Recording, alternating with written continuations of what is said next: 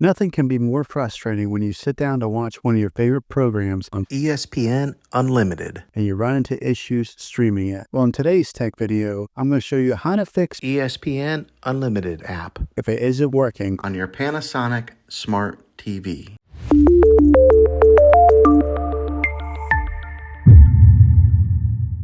Let's see if we can fix your problems and get your ESPN Unlimited app. back up and running as quickly as possible. The first one, it's the easiest one to try, and that's to unplug your TV from the wall outlet and wait 60 seconds. Now, don't be impatient here. Wait the whole 60 seconds, then plug it back in. This is very different from turning your TV on and off with your remote control. This is what we call a hard reset of your TV, so make sure you do this method. If that doesn't work, then find your router that is giving you Wi-Fi and unplug the power to that for 60 seconds. Then plug it back in. If it fixes it, great. If not, let's go ahead and move on to the next method. Try deleting ESPN Unlimited app.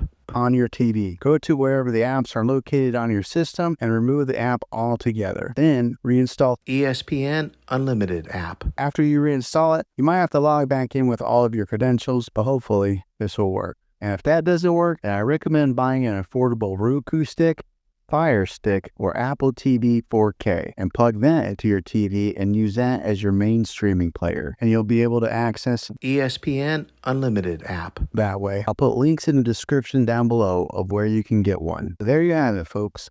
If this video was helpful, go ahead and click a thumbs up on it. Go ahead and subscribe to my channel. I make tech videos all the time, and I would love to have you back in the next one. Take care.